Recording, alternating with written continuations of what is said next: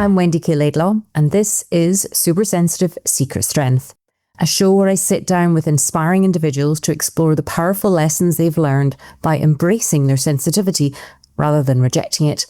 In a world that often tells us to toughen up and stop being so sensitive, I want to flip the script. Because here's the truth: sensitivity is not a flaw, it's a superpower.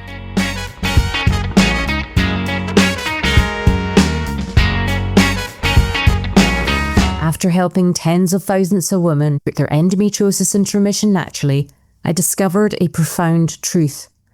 Lasting healing, physical, emotional, mental, and even spiritual, only occurred when they reconnected with their super sensitive selves. That connection didn't make them weaker, it made them whole. And it actually changed the trajectory of their lives. Many of us grew up hearing things like, "Stop being so sensitive, you're too emotional, you can't take a joke." And after years, sometimes decades of hearing these messages, we start to internalize them. We begin to believe that our sensitivity is something to suppress, to silence, or to feel ashamed of. But what if that sensitivity is actually your greatest strength? What if your emotions, your deep empathy, and your ability to sense what others may miss are not burdens, but actually brilliant beacons, guiding you to a more authentic and empowered life? This podcast is here to celebrate exactly that. I'll be speaking to wonderful guests who've turned their sensitivity into success, into healing, and tuned into their purpose. We'll explore the hidden treasures, those gems, those jewels, golden gifts that sensitivity offers when we stop rejecting it and start embracing it. So whether you felt too much or just beginning to wonder if your softness might actually be your strength, this is your space. Let's uncover the secret strength in being super sensitive together. Enjoy the show.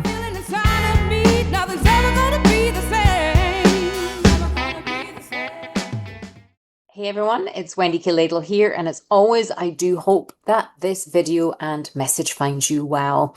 I'm jumping on here today because you may have noticed, if you've been following me for a while, that I have changed the name of my podcast and my business to represent more of a deeper, more kind of emotional and spiritual part of healing your body.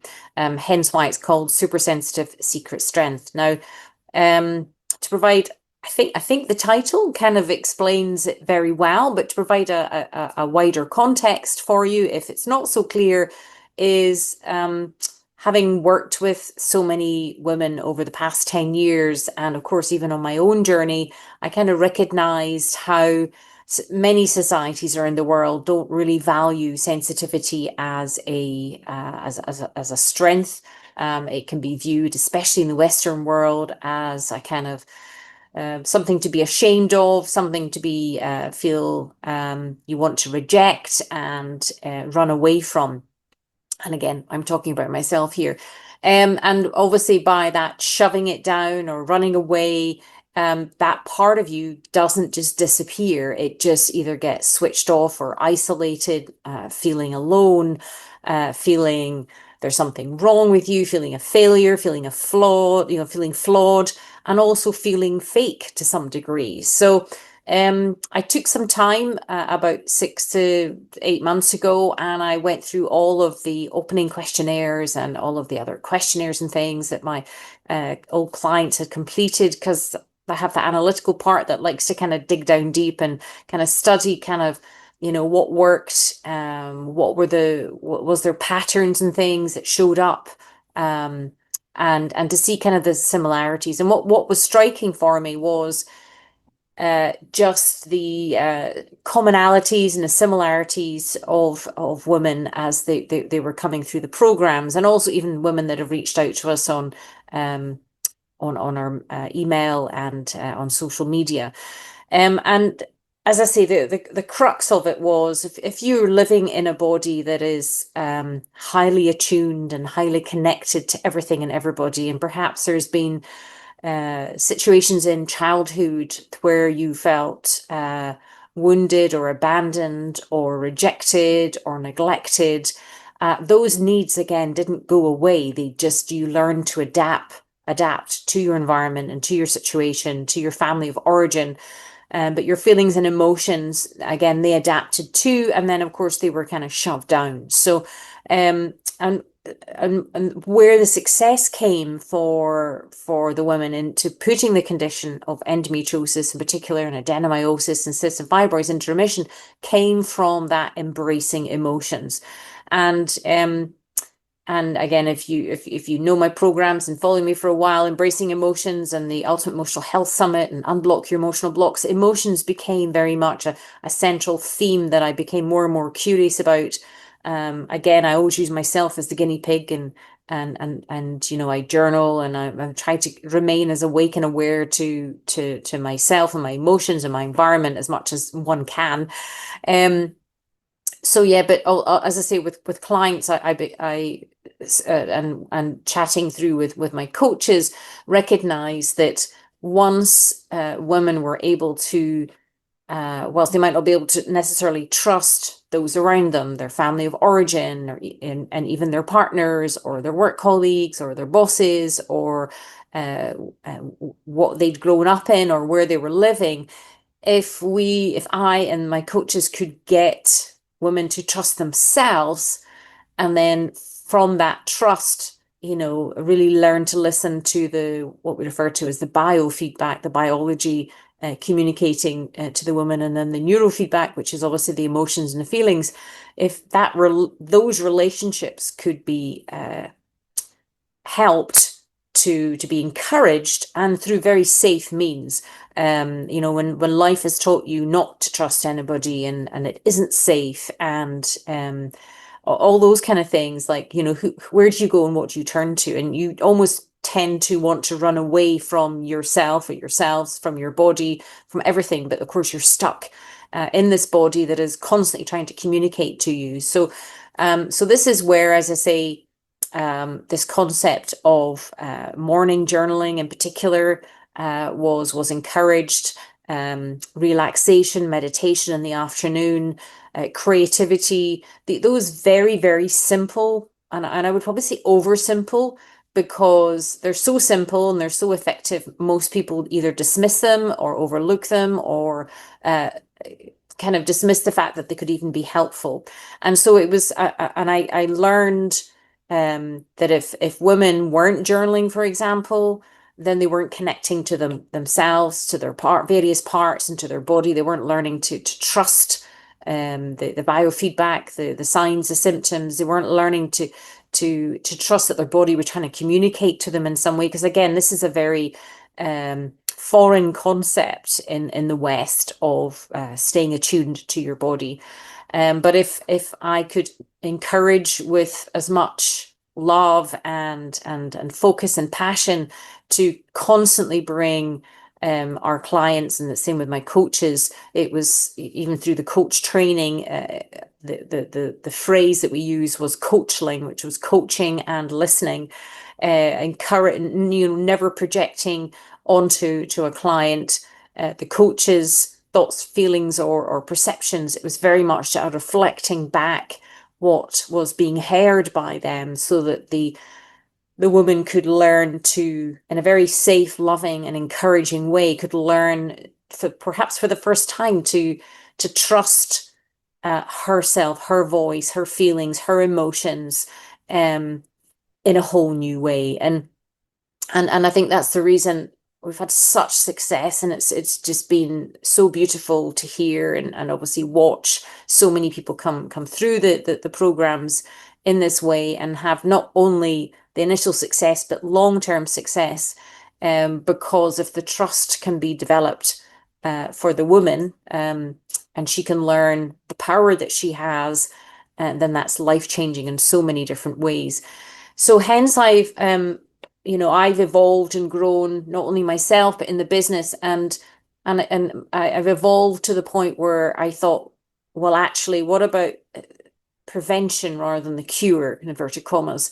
What if women could be taught at an earlier point, or an earlier stage, or dare I say even children be encouraged to become curious and explorers, dare I say, and embrace their emotions and see them as messengers. There's so much talk I hear online and from other courses, and I can still to this day continue. I'm a lifelong learner. I'm always doing lots of different courses, but I hear people talking about emotions, but I don't hear many, if any, people talking about emotions as messengers, because personally for me, that really allowed a huge shift in perspective. It allowed me, rather than think I was the emotion and then have that myriad of fallout of shame or fear or anxiety of the emotion and what it meant, and recognizing that emotions are messengers allowed me to get my detective hat on and become curious to the emotion. And dare I say, some emotions are better than others, but to try and lean into that emotion, and through the pen, through ink on paper, through creativity, through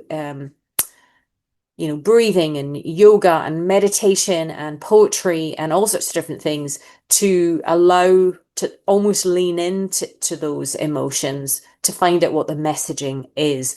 Because you may have the emotion, but then you have the counterparts or parts of you which are like, I don't want to have this emotion. And as soon as you have that response to an emotion, you naturally detach from it rather than become an observer of it. And this is where we saw the greatest transformations in people. So this is why my work has evolved now to really talk in terms of not only emotions, which I've been talking about for quite some time. You'll know with my podcast, I deliberately didn't want to talk about supplements and food and products and property. I particularly focused on the people in the past because I felt that the first three Ps, produce, products, and property, were pretty simple in inverted commas. Obviously, there's challenges in swapping things out, but parts of our brain can deal with that. But it was the people in the past that we had the most challenges with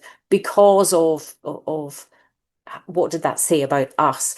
And this is where, with the learning to listen to yourself in this new way, that women learn to really understand that they were a byproduct of their conditioning and their upbringing, and perhaps emotions and what was happening in the body was trying to communicate with them in some way. For example, that they'd outgrown a particular environment, or outgrown a job, or outgrown a relationship, but parts were just so fearful that they switched off and numbed out from that. And we weren't taught as children how to deal with that. So this is where an offshoot of my work has evolved into some children's books. One has been published called Ella the Emotional Eaglet, which is designed for 6 to 10-year-olds through story and through poetry and illustrated drawings to help children recognize the power of the pen and listening to themselves and listen to their emotions, and how by leaning into their emotions, they find their strength and, of course, their wings. And then I've got another couple of stories as well that are in production at the moment, again, along the lines of dealing with fear and dealing with anger, again, for younger children to kind of make those feelings and emotions be observed from a curious perspective, but not to be feared or shamed. And this is where, again, in the background of this, as you know, that I've talked about the emotionologist training course as well, and how to use those tools to help others connect to their emotions.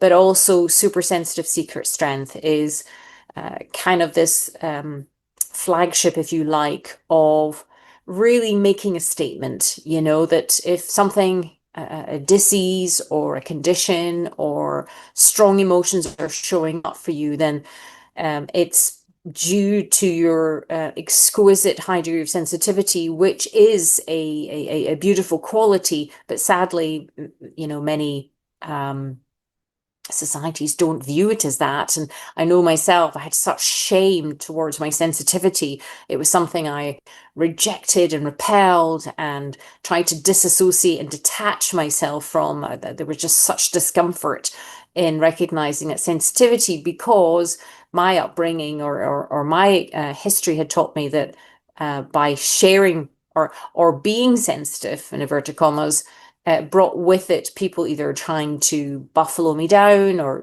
push my boundaries or mock, ridicule, or there was pain associated with that. So I don't feel that way anymore. I recognize that it's horses for courses. You know, there's different people have different personality traits and characteristics, and I really value people who are sensitive because they bring a beautiful light to life. And you can tell when you come across sensitive people, there's a softness to their energy, there's a kindness to their smile, there's just a you know, there's that connection in their eyes, they hear you, they see you. But sadly, what I have seen is so many sensitive people like myself, disassociate, detach, and feel ashamed for that sensitivity. So this is my next mission, is to try and help men and women really connect to their sensitivity and become curious of the emotions surrounding the discomfort of recognizing, because again, equally, we're not talking about running out and telling everybody how sensitive you are and being an open sponge and people can trample over your boundaries. That is not it at all. Hence why it's called super sensitive secret strength, because you have a lot of strengths. You've just not been taught or trained or have the tools in which to tap into that strength to protect that sensitivity.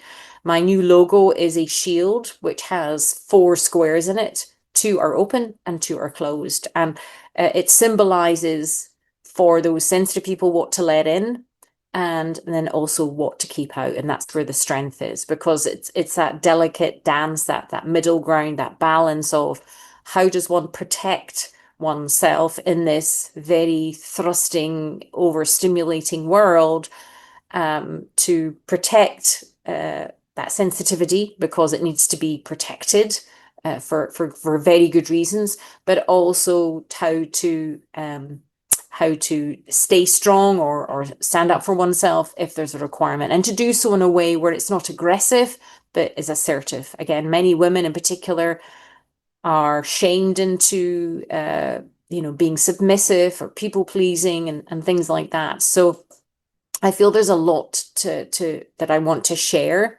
And if I could get as I say, my mission is to help educate women, men, and children, those that are these beautiful, sensitive souls, how to firstly recognize it for what it is, you know, along with the emotions, and then recognize that the secret strength in that as well, and how to protect that. And obviously what comes with that, if there's been a detachment or a disassociation or a rejection of that part of you, is a lot of wounding, a lot of pain, a lot of hurt, a lot of confusion, anger, you know, the stages of grief. There's invariably a lot that that as a human you can handle, but given the right guidance and the right pathway in which to tap into that. So the essence behind this, I'll be interviewing people that I feel have something to offer you and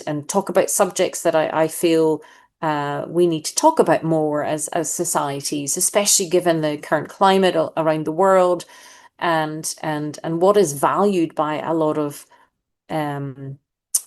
a lot of societies now is not really congruent with who we are as sensitive people. So I'm looking forward to sharing as well. I've got some things that I want to share myself that I feel will be valuable to you and hopefully inspire you, no matter where you're at on your own journey. Whatever is showing up for you, either in your life, your relationships, your body, your mind, your emotions, and even, dare I say, even the spiritual side of things, which again, you know, again is very important to talk about. You know, we are energetic beings. We, especially when you have that high level, that high degree of compassion and attunement and sensitivity. You are attuned and connected in ways that perhaps other people aren't, and whereas that was seen as something to be ashamed of or mocked or ridiculed. It's how to look at this now with new glasses on, with a new lens, so that you can avoid the decades of suffering that I had to go through, and then your body scream at you saying, enough, you've got to stop doing what you're doing because it isn't working for you. It isn't who you are. To be able to kind of lay down your armory of pretending, or a suit or whatever it is, to try and fit the model of what you think society wants you to be like, and actually show up with the proper protection and the proper tools and the proper techniques to protect yourself, but to show up authentically as yourself. Because I do remember this saying many, many moons ago, when somebody was saying, there's so many people out there with an umbilical cord waiting to attach to other people. And there's so many people feeling isolated and alone, and there's something wrong with them, and they're deeply flawed. And you're not. You're not deeply flawed. You're just probably a very highly sensitive person who feels everything. So it's, how do we get that umbilical cord to be attached back to yourself? Because it's that feedback loop that provides these roots and the core and the strength that you need to get through life. Life is challenging, and even more so in this day and age at any other time. Yes, we maybe have access to more things and access to food and water and things, but there is so much bombarding everybody on a daily basis. How do you filter that? How do you protect yourself from that? And how do you equally extract from that things that you would benefit from? Because that's the secret too. I think I've gone through phases in the past where I just isolated myself, switched off, numbed, and said, that's it. I can't do this anymore. I'm not cut out for this.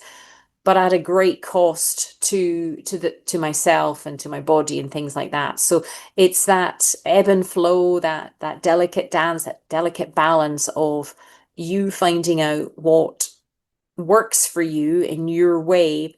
And that's what there'll be a new training program coming out in the next couple of months as well, where I'll be sharing a particular pathway that I believe that will be incredibly empowering to anyone that really wants to kind of start on their way. There'll be free trainings and things as well that I'll be able to share with you, because I feel like this is something I wish I'd had about 20, 30, even 40 years ago. I wish I'd known that it was okay to be me, but then what did that mean? How could I show up and not be overly people pleasing, and not be overly connected and open? How would I have techniques and processes to protect, but also allow that continual creativity and expansion and exploration?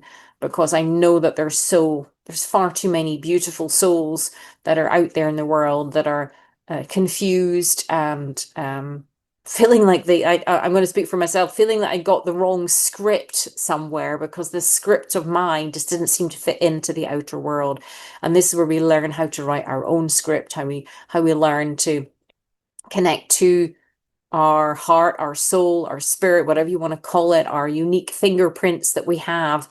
And allow ourselves very slowly and very gently to show up in the world, so that our body doesn't have to scream at us, that disease doesn't have to show up as a wake-up call, or something tragic doesn't have to happen to kind of wake up and go, actually, this is not what I want. Why am I doing this? Why am I saying this? Why am I wearing this? Why am I, in this job, in this relationship that doesn't value me anymore? And that's what the essence of super sensitive secret strength is going to be all about. So I hope that you'll stay with me.